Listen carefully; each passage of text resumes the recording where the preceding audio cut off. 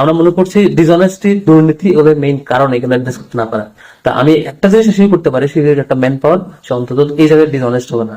সে ফাইন্যান্সে এসে করবে, সে ডিসঅনেস্ট করতে পারবে না, সে অনেস্ট এগুলো ডিল করবে, সে অন্তত এখানে চুরি বাটপারি করবে না। আসসালামু আলাইকুম। ঢাকা বিশ্ববিদ্যালয়ে জলবায়ু সংলাপে ঢাকা বিশ্ববিদ্যালয়ে ভিসির সামনে বক্তব্য দিচ্ছেন বাংলাদেশ ইসলামী ছাত্র শিবির ঢাকা বিশ্ববিদ্যালয়ের সেক্রেটারি ফরহাদ।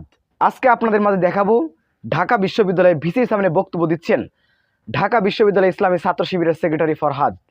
চলুন আমরা সরাসরি দেখে আসি। আসসালামু আলাইকুম রহমতুল্লাহ।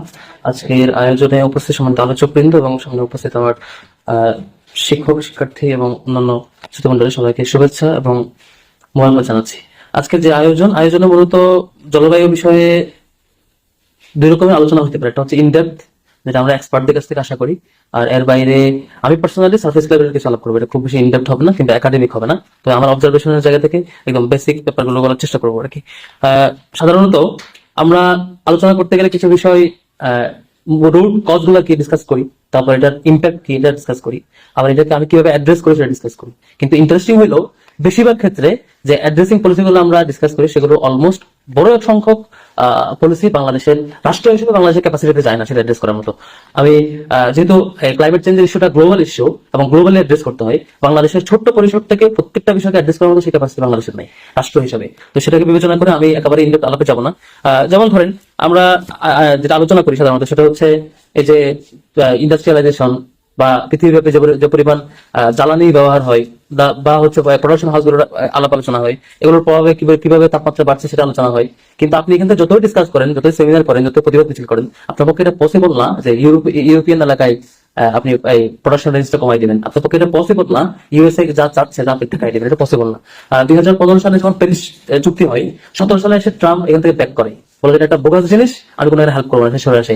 আমি আপনি কিন্তু কিছু করতে পারি নাই। পরবর্তীতে বাইডেন আসার পর আবার হয়তো এঙ্গেজ হয়, তার আবার ট্রাম্প আসছে, যথেষ্ট সম্ভাবনা আছে সে আবারও ব্যাক করবে, আমার আপনার কিছু করার নেই। তবে হ্যাঁ, তো যেখানে যেখানে আমার করণীয় আছে, যেসব সলিউশন আমি বারবার এমন করণীয় আলাপ করে আমি পরামর্শ করতে চাই না যেগুলো আমার পক্ষে আপাতত শর্ট টাইমে পসিবল না। আর লং টার্ম গুলো অবশ্যই এক্সপার্টদের কাছ থেকে সাজেশন শুনবো। শর্ট টাইমে ব্যাপারগুলো আলাপ করার চেষ্টা করবো। প্রথমত সাধারণত এখানে কিছু ইন্টারনাল কিছু বিষয় আছে যেগুলো ডিসকাস করা দরকার, ইন্টারনালি আমরা সলভ করতে পারতাম, আর কিছু এক্সটার্নাল ফ্যাক্টর আছে যেগুলো এক্সটার্নালি ডিল করা দরকার। যেমন ধরেন ফান্ড, ক্লাইমেট ফাইন্যান্সে আমাদের বলা হলো যে হচ্ছে 1 লক্ষ টাকা তাল গাছ লাগাবেন বা 1 লক্ষ তাল গাছ লাগাবেন, কিন্তু আমার দেশের নাগরিক এমন চুরবাট পান সে 10,000 লাগাই হচ্ছে বলে যে আমি 1 লাখ লাগাইছি। অথবা কোনো একটা অথরিটিকে কাজ দেওয়া হইলো যে আপনার কাজ হইলো এই বাঁধটা এই পরিমাণ বাজেটে এই রেঞ্জে তৈরি করা। এখন তাকে দায়িত্ব দেওয়া হয়েছে যে ইঞ্জিনিয়ার একটা ব্যবস্থাপনায় ছিল, যারা কর্মী ছিল প্রত্যেকের যার যার লেভেলে দুর্নীতিবাজ।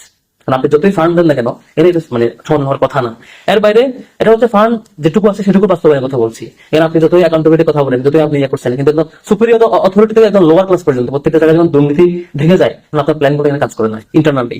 তারপরে এর বাইরে মনে করেন ফান্ডের কথা বলি। সাধারণত ফান্ডে আমাদের যেটা স্বাভাবিক হয় যে পলিসি হচ্ছে অ্যাডাপ্টেশন এবং মিটিগেশন, দুইটাতে 50-50 বাজেট থাকতে হয়। কিন্তু আমাদের ক্লাইমেট ফাইন্যান্সে যেগুলো আমরা পাই না, সাধারণত দেখবেন অ্যাডাপ্টেশনে দেয় 20% সর্বোচ্চ, আর বাকিগুলো হচ্ছে মিটিগেশন পাই। কেন জানেন? আপনি মিটিগেশনের জন্য সোলার কিনতে যাবেন, আপনি ওই সেম সোর্স থেকে কিনবেন, আপনার টাকা দিচ্ছে, আপনি আবার কিনবেন তার কাছ থেকে, তার একটা লাভ আছে। কিন্তু যেখানে আপনার অনেস্ট, যেখানে আপনার ফান্ডিং বেশি হওয়ার কথা সেখানে আপনি অনেস্ট ফান্ডিং পাচ্ছেন না। এর বাইরেও যেখানে টোটাল বিশ্বব্যাপী এ ধরনের ক্লাইমেট চেঞ্জের রুট ফ্যাক্টর গুলো মানে তারাই দায়ী আর আমরা ভিকটিম, সেক্ষেত্রে ফান্ডিং হওয়া দরকার ছিল উইদাউট মানে ইন্টারেস্ট বা লোন ছাড়া, সরাসরি গ্র্যান্ট হওয়া দরকার ছিল। সেখানে গ্র্যান্টের পরিমাণ দিনে দিনে কমে যায় আর লোনের পরিমাণ দিনে দিনে বাড়তে থাকে, আর যে লোনটা পাচ্ছেন সেটাও আপনি খরচ অন্য হবে। তো এখানে যেটা মেইন ফোকাস হয়, যেমন সবুজায়ন, গভর্নমেন্ট থেকে প্ল্যান করা হয় যে আমি হচ্ছে বৃক্ষরোপণ করবো, আপনি বৃক্ষরোপণের খুব উৎসবমুখর পরিবেশে গাছ লাগানো হয়, যে গাছ লাগাইছে সেও জানা কি গাছ লাগাইছে, এবং এর পরের দিন থেকে আর খুব খুঁজতে হয় না, সেটা ছবি তুলছে ফেসবুকে দিচ্ছে, শেষ, সেখানে দায়িত্ব শেষ। অর্থাৎ টোটাল প্রকল্পটা এখানে দুর্নীতিতে ভরপুর, পরিকল্পনার বাইরে আর কি। এগুলো ইন্টারনাল ব্যাপার। আর বাইরে ধরেন এক্সটার্নাল, ইন্টারনাল একটু ধরন দিই। ধরেন সিলেটে বন্যা হয় কেন? আমার পরিকল্পনায় তৈরি করা বাঁধ, আমার পরিকল্পনায় তৈরি করা রাস্তা, আমার পরিকল্পনা তৈরি করা ব্রিজ, কালভার্ট, বিভিন্ন কিছু অপরিকল্পিত হওয়ার কারণে সিলেটে বন্যা হইতেছে। এর বাইরে দেখেন এক্সটার্নাল ফ্যাক্টর, ফেনীতে বন্যা হয়েছে কেন? ইন্ডিয়ার কারণে। আপনি উত্তর অঞ্চলে এই যে যেসব অঞ্চলে প্রচুর খরা প্রবণ এলাকা, কেন? কারণ হচ্ছে তাও বাদের কারণে। এই এক্সটার্নাল ফ্যাক্টরটা আপনি ডিল করতে চান না, এখানে পলিটিক্যালি নমনীয় থাকেন। যে কারণে আমার কাছে মনে হয় আমাদের আলোচনা হওয়া দরকার অনেক বড় বড় পলিসি যেগুলো আমি ইউরোপিয়ান ইউনিয়ন কিংবা ইউএসএ কে ডিল করতে আমার শর্ট টাইমে আমি পারি না, এখানে অন্য ফ্যাক্টর। কিন্তু তার চাইতে বেশি জরুরি হলো আমার দেশের মধ্যে ইন্টারনাল এবং আশপাশের ইস্যুতে মাথায় রেখে এক্সটার্নাল যে ফ্যাক্টর গুলো আমাদের ডিল করতে পারা দরকার, এগুলো মাথায় রাখতে হবে। দেখেন এই খরা প্রবণ এলাকায় একটা ইউনিয়নে মনে করেন হচ্ছে আপনার ইন্ডিয়ার বাদের কারণে প্রচুর খরা, এখানে রেগুলার খরা হয়, কারণ ওই মানুষগুলো কি খাবে? কোনো মাটিতে তার ফসল হয় না। সে যে রান্না করবে, কাঠ দিয়ে তাকে রান্না করতে হবে। কাঠ কোথেকে আসবে? গাছ থেকে আসবে, গাছেই হয় না। পুরো এলাকা যখন খারাপ পাবো না, তাকে এলাকা ছাড়তে হয়। অথবা কখনো হয় আমি তো এলাকা ছেড়ে থাকতে পারবো না, আমার এখানে থাকা লাগবে। এখন পোলারে বলে হচ্ছে তোমার পড়াশোনা করার দরকার নেই, তুমি এখান থেকে এটা আনবা, তুমি ওই এলাকা যাবা, কাঠ আনবা, তুমি ওখানে ফসল করবা, দূরে গিয়ে কাজ করবা, কারণ তার পড়াশোনা শেষ। শুধু ফ্যামিলির জীবিকা নির্বাহের জন্য শুরু থেকে ওই ফ্যামিলিগুলো দেখবেন প্রাইমারি শিক্ষা ওটা ঠিক মতো পাচ্ছে না। অর্থাৎ এই যে বন্যা, ফ্যামিলিতে কি হয়েছে, টোটাল কমিউনিটির একটা স্ট্রাকচারটা ভেঙে গেছে। বিপরীতে এখন এটার জন্য আপনি এখানে এটা এই যে ক্ষতিটা হলো, এই ক্ষতিটা এখন আপনি চেক দিতে চান, এটা মানে এটাকে রিকভার করতে চান, আপনাকে বাজেট দেওয়া হলো। আর আপনাকে যখন বলা হবে যে ভিকটিম 50 জনের লিস্ট করেন, আপনি বেছে বেছে লিস্ট করেন যে 50 জন সম্পদশালী আপনার ক্লোজ মানুষ, আপনি ভিকটিম দেখে চুজ করেন না। অর্থাৎ এখানে প্রাইমারিতেই যতটুকু না সমস্যা, তার সাথে আমরা নিজেরাই বড় সমস্যা, আমরা নিজেরাই সমাধানের জন্য পারফেক্টলি এখানে অ্যাড্রেস করি না আর কি।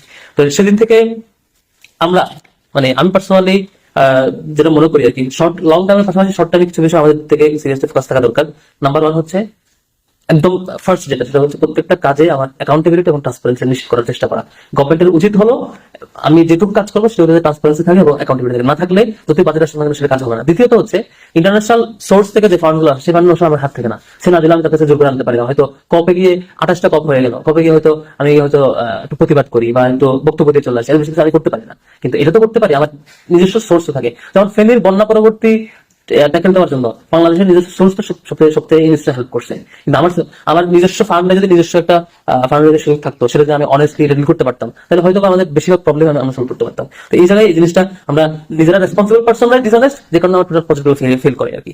তো এই জন্য আমার কাছে মনে হয় যে শুধু এরকম সেমিনারের মধ্যে দিয়ে অ্যাওয়ারনেস তৈরি করার পাশাপাশি অ্যাওয়ারনেস তৈরি না করে অ্যাওয়ারনেস তৈরি করার পাশাপাশি মানুষগুলো কিভাবে বলতে অনেস্ট হয়, মানুষ কিভাবে ওখানে সে অ্যাকাউন্টেবিলিটির আওতাভুক্ত আসে, দায়িত্বশীল ব্যক্তিবর্গরা চুরিবাটপারি করবে না, তার কাজটা অনেস্টলি সেটুকু সে ওন করতে পারবে, সে রিয়েল ভিকটিমটাকে বের করে তাকে ফ্যাসিলিটেট করবে, তার মতো করে সে এখানে স্বজনপ্রীতির আশ্রয় নেবে না, সে এখানে লুকোচুরি করবে না, এইটুকু অ্যাসিওর করতে পারে। আমার মনে হয় একটা বড় কাজ বাংলাদেশের পক্ষে হয়।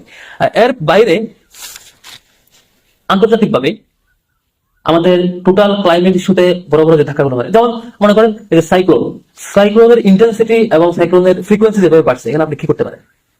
মেজর কিন্তু আপনি শর্ট টাইমে কিছু করতে পারেন না, কিন্তু আপনি তার পরবর্তীতে যে পরিমাণ স্টেপ গুলো নেন, যে পরিমাণ অ্যাডাপটিভ মেজারমেন্ট নেন, এগুলো তো আপনার লং টাইমে প্ল্যান নেওয়ার সুযোগ আছে।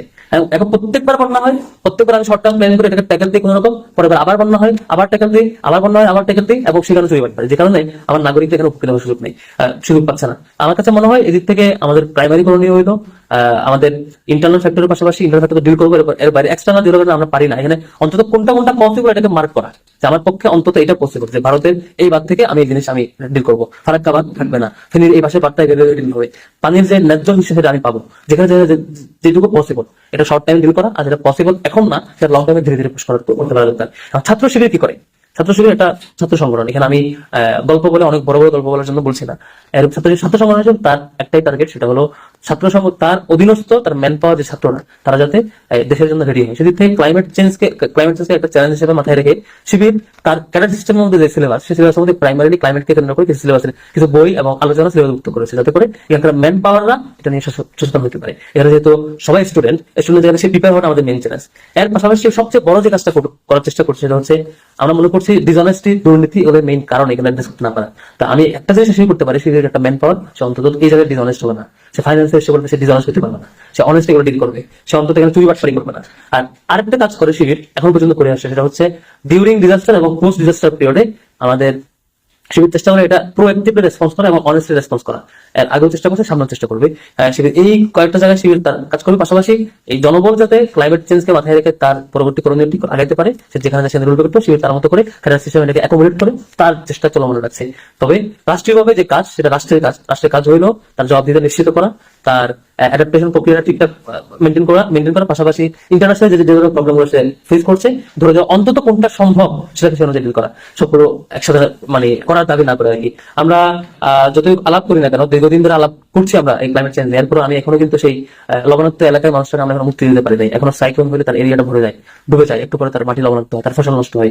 এখনো সেই উত্তরবঙ্গের দিকে একটা মানুষ দীর্ঘদিন ফসলই ছাড়া থাকতে হয়, এক পর্যায়ে অসংখ্য ফ্যামিলি তার এলাকা ছাড়তে বাধ্য হয়ে চলে যাওয়া লাগছে।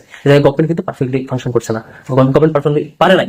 এখন বর্তমান নতুন বাংলাদেশ পরবর্তী এই নতুন বাংলাদেশের যে স্বাধীনতা আমরা লাভ করছি, আমরা আশা করবো গভর্নমেন্ট প্রাইমারিলি এই জায়গায় প্রত্যেকটা মানুষকে অনেস্ট হতে বাধ্য করবে। কেউ যদি অনেস্ট আশ্রয় নেই, তাকে পানিশমেন্ট দেবে। একই সাথে গভর্নমেন্ট যেখানে যে উপযোগী ফান্ড দরকার, ফান্ড ম্যানেজমেন্টে এবং ডিস্ট্রিবিউশনে ব্যালেন্সড অ্যাপ্রোচ মেনটেন করবে বলে আমি বিশ্বাস করি, সেই প্রত্যাশা করি। এর সাথে ছাত্র শিবিরের জায়গা থেকে আমরা ওই জায়গায় কমিটেড, আমাদের জনবলকে, আমাদের জনশক্তিকে এর উপরে অ্যাওয়ার করা, অনেস্ট রাখা এবং করণীয় বাতলে দিয়ে তাকে রেডি করা আগামী দিনের জন্য।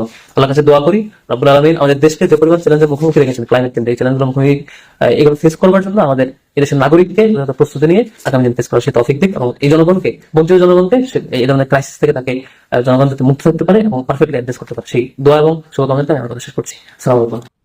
সুপ্রিয় দর্শক, শিবিরের ঢাকা বিশ্ববিদ্যালয়ের সেক্রেটারি ফরহাদের এই বক্তব্যটি আপনারা কিভাবে দেখছেন, অবশ্যই আপনাদের মূল্যবান মন্তব্য কমেন্ট বক্সে জানাবেন। সবসময় সত্য নির্ভর তথ্য পেতে স্বাধীন বাংলা ইউটিউব চ্যানেলটি সাবস্ক্রাইব করে আমাদের সাথে থাকুন। আসসালামু আলাইকুম রহমতুল্লাহি ওয়া বারাকাতুহু।